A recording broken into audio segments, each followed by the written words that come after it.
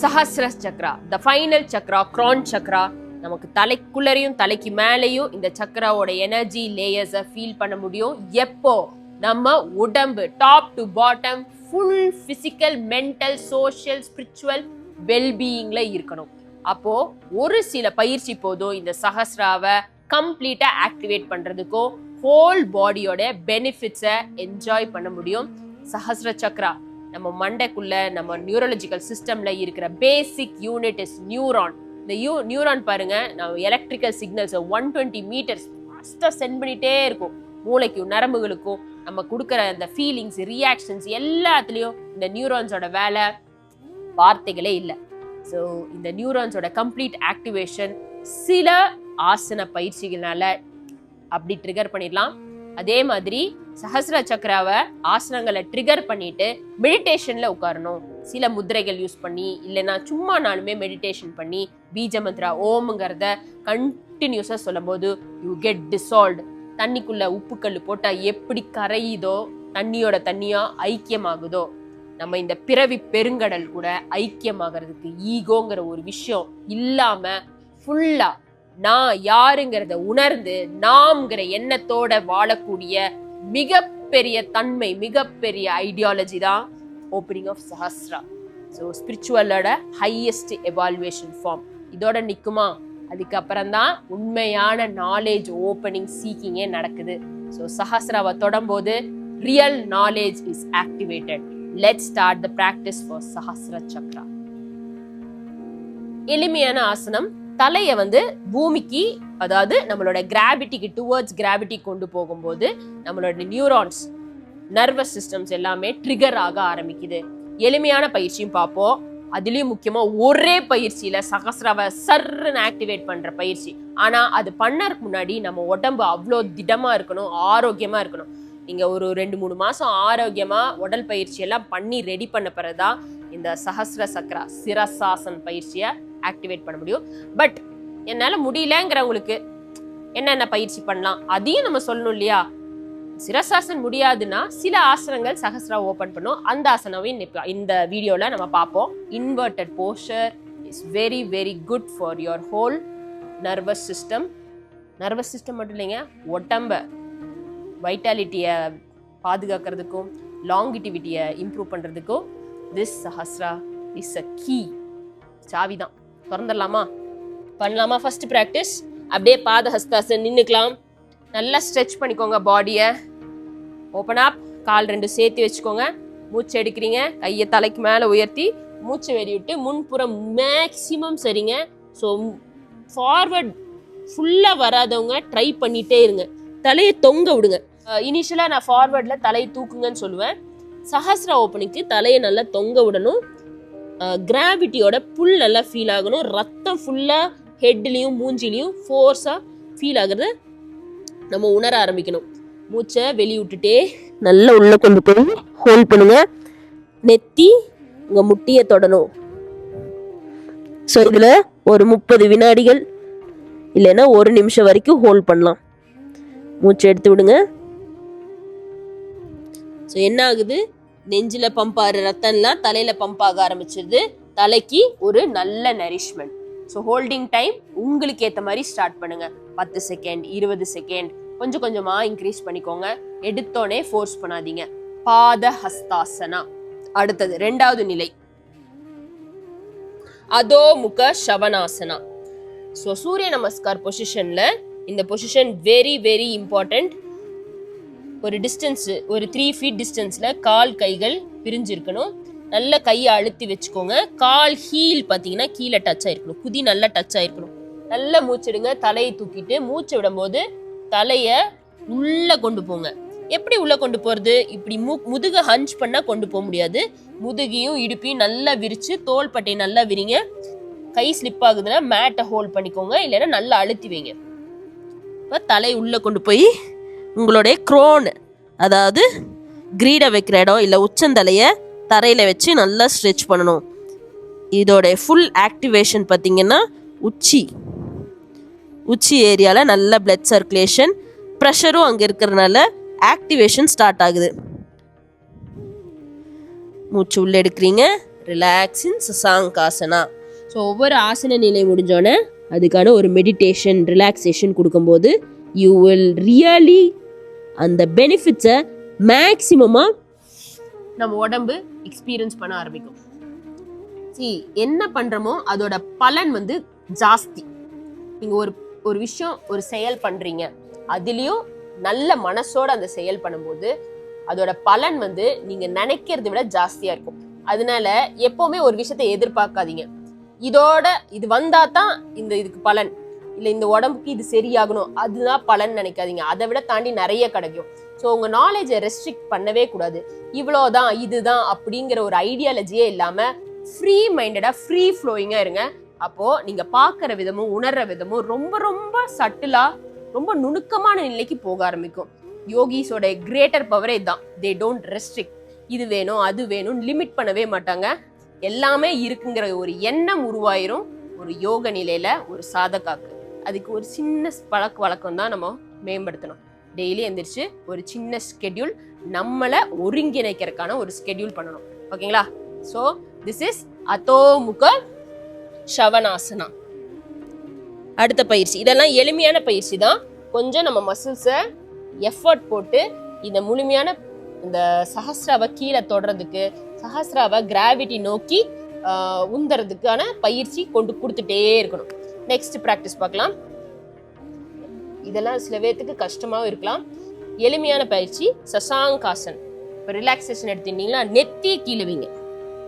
நெத்தி கீழே வச்சு மெதுவாக உருட்டுங்க தலையை, நல்ல உச்சி கொண்டு வந்து நிறுத்துங்க. இதுவுமே உங்களுடைய நர்வ்ஸ் அண்ட் நியூரான்ஸை ட்ரிகர் பண்ணி கொடுக்கும். மூச்சு எடுக்கிறீங்க, அப்படியே தலையை உருட்டி உச்சிக்கு கொண்டு வாங்க. மூச்சு வெளியிடும் போது ரிலாக்ஸ்.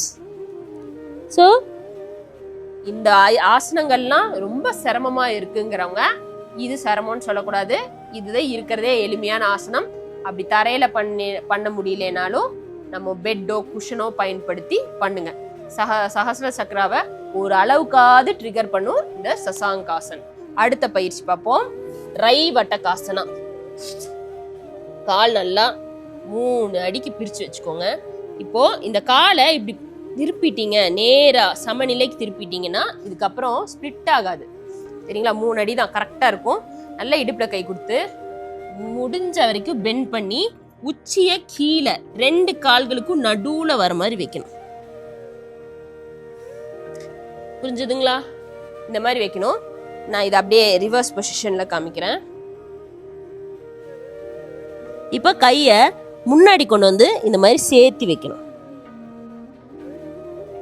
முட்டி நேர்படுத்துங்க, முதுக நேர்படுத்துங்க, நல்ல தலை உள்ள கொண்டு போங்க.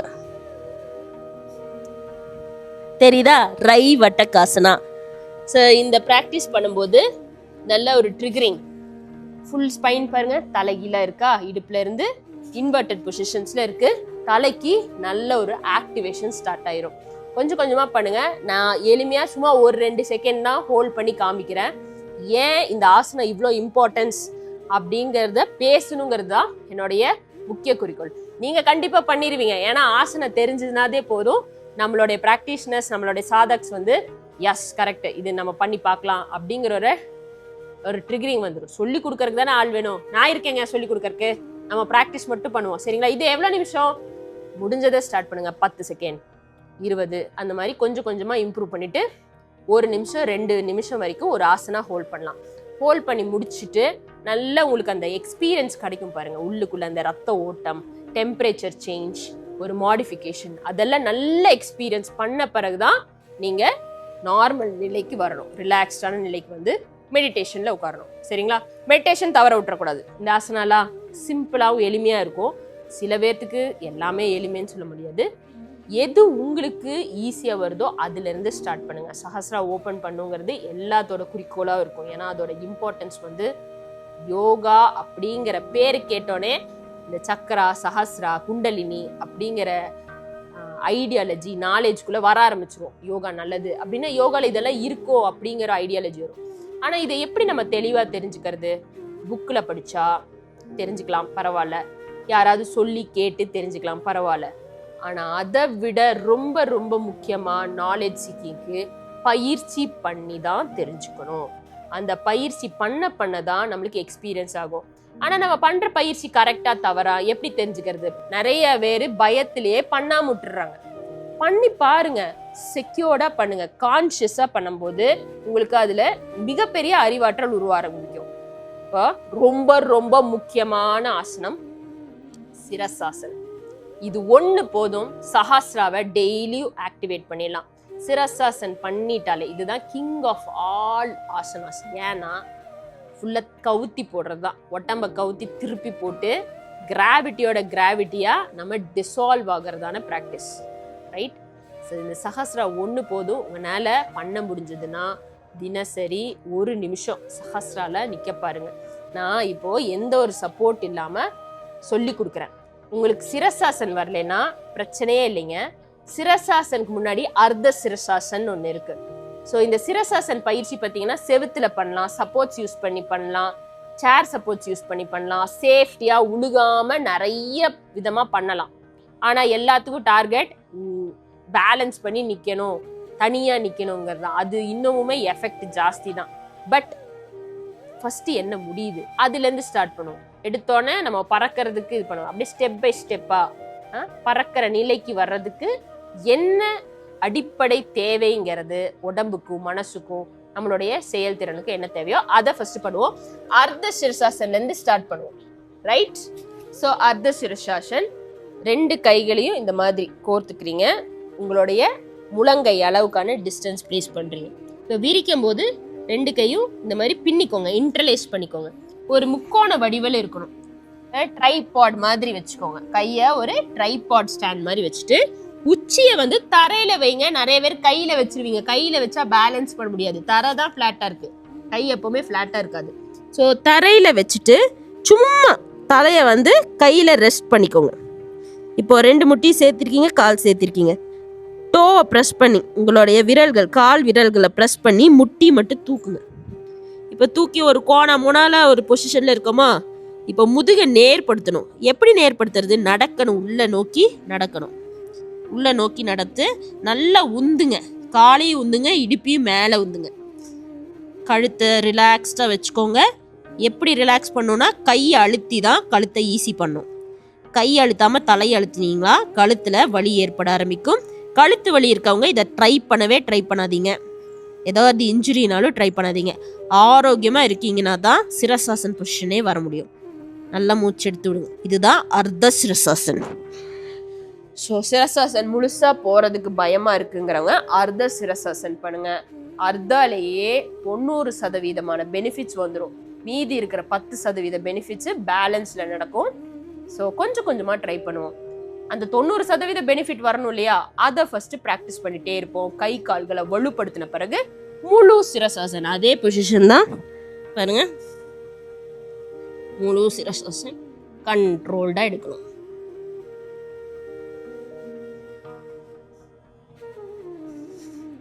ஸோ கவனம் கொடுத்துட்டே சிரசாசன் நிற்கிறவங்க இந்த மாதிரி முழுசா நிற்க ஆரம்பிச்சுக்கோ.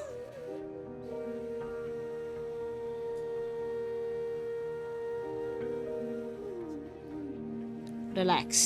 ஸோ நான் மெதுவாக அப்படியே பண்ணி காமிச்சேன். இது வந்து கண்ட்ரோல் கிடைச்ச பிறகு இதில் வந்து கொஞ்சம் நேரம் நிற்கணும்.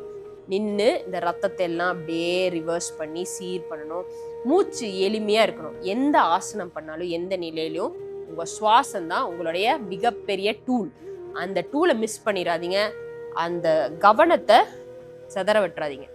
ஆசனம் பண்ணும்போது எந்த ஒரு டைவர்ஷனும் இல்லாமல் உங்களுடைய பர்சனல் ஸ்பேஸ், உங்களை டிஸ்டர்ப் பண்ணாத ஸ்பேஸில் ஆசனம் பண்ணணும். அதே மாதிரி உங்கள் சூழ்நிலையும் மோட்டிவேட்டடாக வச்சுக்கணும். இதெல்லாம் தான் தொடர்ந்து இந்த யோக பயிற்சியை கொண்டு போயிட்டே இருக்கிறதுக்கு, வாழ்நாள் ஃபுல்லாக பயிற்சி பண்ணுறதுக்கு ஒரு உந்துதலாகவே இருக்கும். இதெல்லாம் மனசில் வச்சுட்டு பண்ணுங்க. இந்த ஆசனங்கள்லாம் ஒரு ட்ரிகரிங் தான். இதோடைய கம்ப்ளீட்னஸ் எங்கே வரும்னா தியான நிலையில தான்.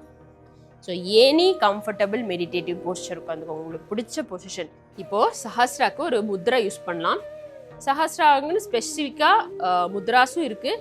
முத்ரா பயன்படுத்தலைனாலும் பரவாயில்ல, ஓம்ங்கிற ஒரு பீஜ மந்திரா போதும் நல்லா ஸ்பைன்ல இருந்து தலை வரைக்கும் வைப்ரேஷன்ஸை உணர்றதுக்கு. ஓம் பிரணவ மந்திரம் எல்லாத்துக்குமே உரிய மந்திரம் தான்.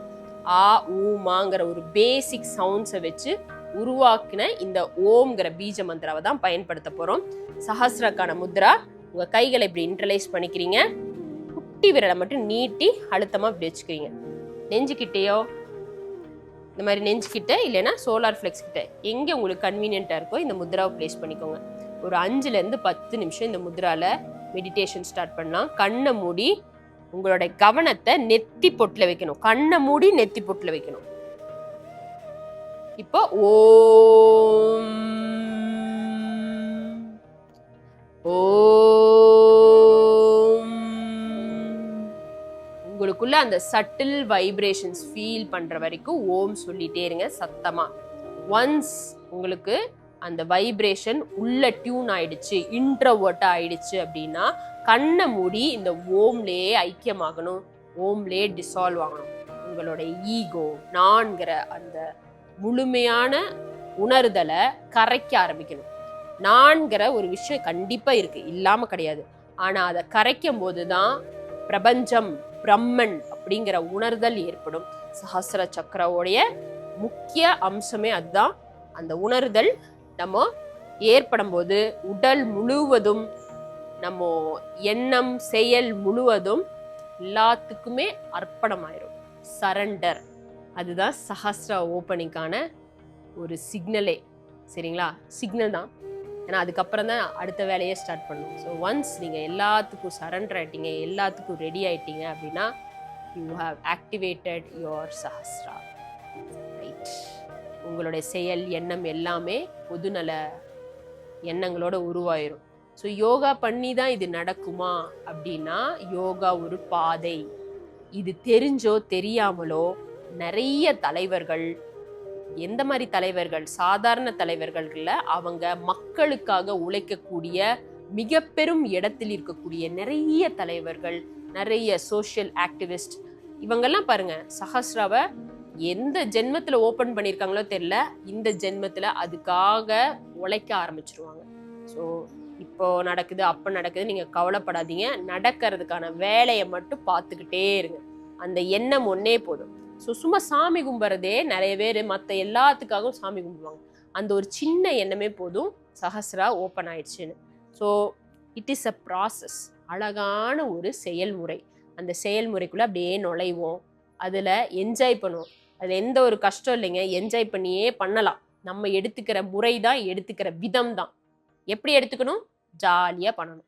இந்த ப்ராசஸில் எந்த ஒரு எதிர்பார்ப்பும் இல்லாமல் டிவோட்டடா, டெடிக்கேட்டடா, சரண்டர், எல்லாத்தையும் சரண்டர் பண்ணி ப்ராக்டிஸ் பண்ணுங்க. And open your Sahasra. Very simple.